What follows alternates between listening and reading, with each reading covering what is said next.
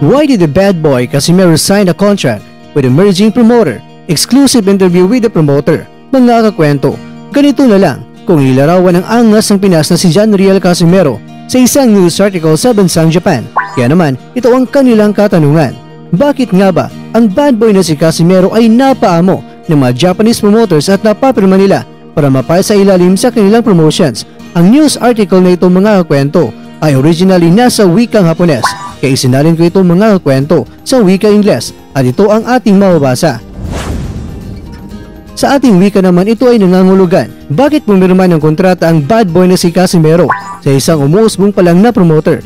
Ito ang eksklusibong panayam sa promoter ni Casimero sa isang sports news provider ng bansang Japan. Kaya naman, kung ano ang mga nilalaman ng kanilang usapan, ay ba, si Mr. Kwento na ang bahalang magkwento sa inyo dyan.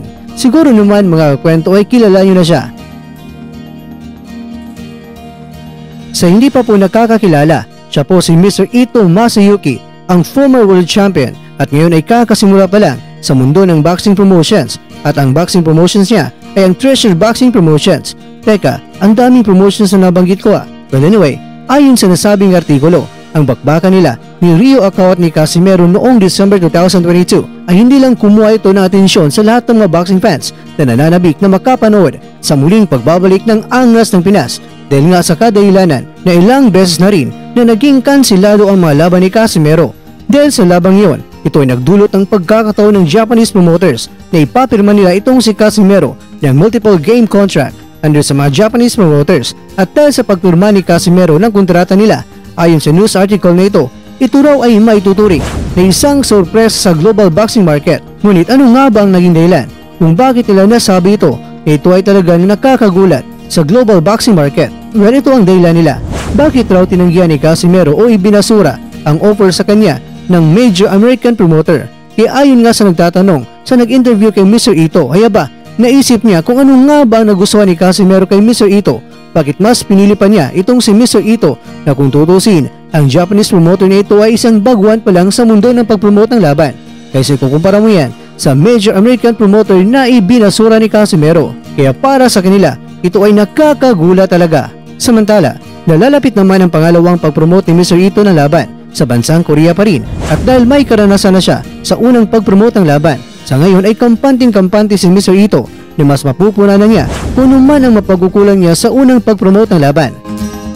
Samantala, bagamat natalo man ang kaibigan ni Ryan Garcia na si Jake Paul kontra yan kay Tommy Fury, pero papuri naman ang kanyang naibigay sa kanyang kaibigan. Itong si Paul ay 3 taon pa lang ang nakalipas nang natuto itong magboxing, kasi kay Tommy Fury na mula pa sa pagkabata niya ay nagbo-boxing na ito. At sa mga 7 mga laban ni Paul ay aba, kagad na siyang yumaman dahil kumita na ito ng $40 million na mas nagpapayaman pa ito ni Paul. At ayon pa kay Garcia, hindi basta-basta ang narating o nagawa ni Paul dahil kahit pa ang mga magagaling na mga boksingero sa buong mundo ay hindi lahat kayang kumita ng ganyang tulad ng nagawa ni Paul.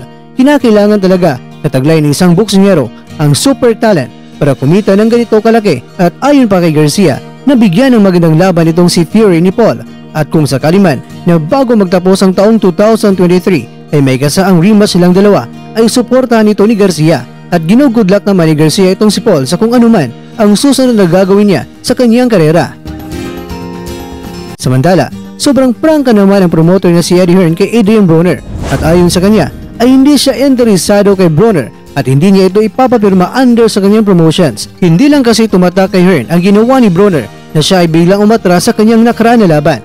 Kung tutusin ay napakalapit na laban na yun. Ngunit si Broner ngayon mga kwento ay free agent na. Ibig sabihin, wala nang may hawak sa kanya ngayon na promoter. Kaya libre na si Broner na pumili ng promoter na magbibigay sa kanya ng magandang laban. Kaya lang, ekis na siya sa isang promotion na Matchroom. At ito pa mga kwento ang banat ni Hearn kay Broner. Kung sakali lang mga kwento ipapirma niya itong si Broner, yaba, ganun rin, hindi pa rin ito magtatagumpay sa kanyang karera.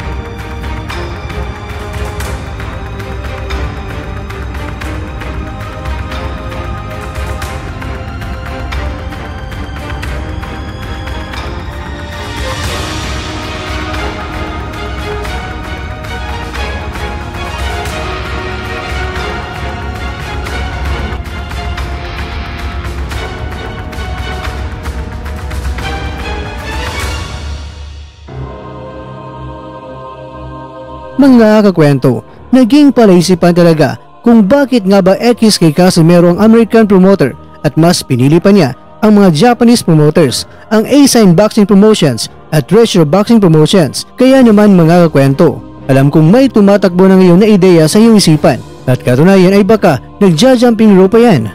Ano naman ang masasabi niyo sa posibleng dahilan kung bakit nga ba mas pinili ni Casimero ang mga Punes kaysa sa mga Amerikano? Huwag mayang magbahagi ng iyong opinion mga kakwento. Just comment below at malugod po kaming babasahin ito na may respeto.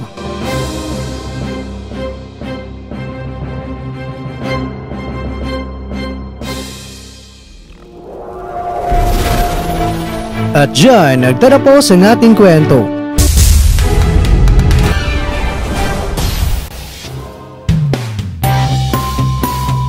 Maraming salamat mga kakwento sa inyong panunood. Pero baka naman mga kakwento ay nagustuhan niyo po ang kwento natin ngayon.